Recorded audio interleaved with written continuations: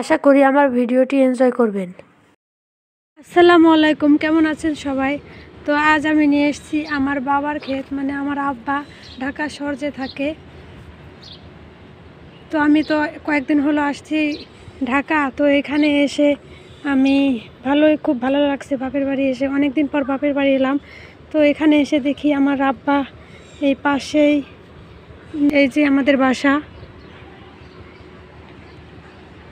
তো বাসার কাছেই খোলা মাঠ ছিল। সেই মাঠকে আমার আব্বা এখন ক্ষেত বানিয়ে ফেলেছে। আব্বার হাতে ভালো ফসল হয়, তা দেখতেই পাচ্ছেন। দেখুন কত সুন্দর লাউ শাক হয়েছে।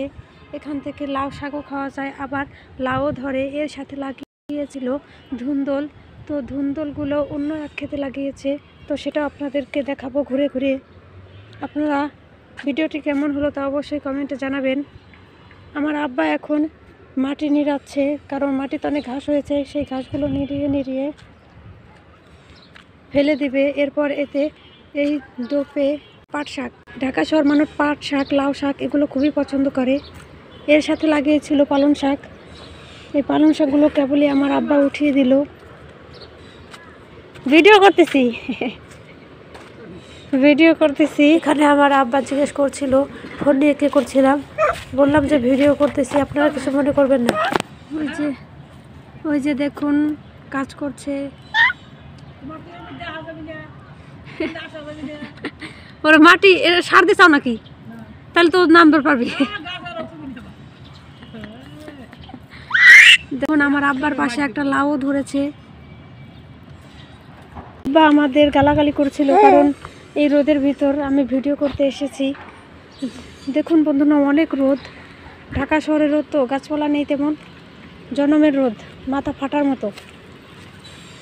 তো দেখুন বন্ধুরা, এই যে এখানে ধুন্দল গাছ,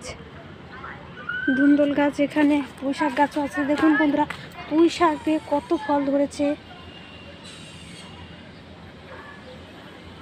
এই ফলগুলো খেতে অনেক মজা লাগে। এই ফলের একটা ভিডিও করেছি অবশ্য, তা অবশ্যই আপনাদের দেখাবো অন্য আরেকটি ভিডিওতে। তো ভিডিওটি এনজয় করবেন এবং কেমন হলো তা অবশ্যই কমেন্টে জানাবেন। বন্ধুরা, এই তো ধুন্দুল ধরেছে।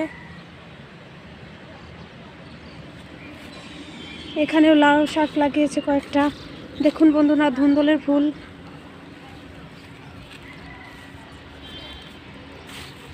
বন্ধুরা, এখানে দেখি আবার দুটো কলা গাছও আছে, ছোট ছোট কলা গাছ, ঢাকা শহরের আধুনিক কলা গাছ।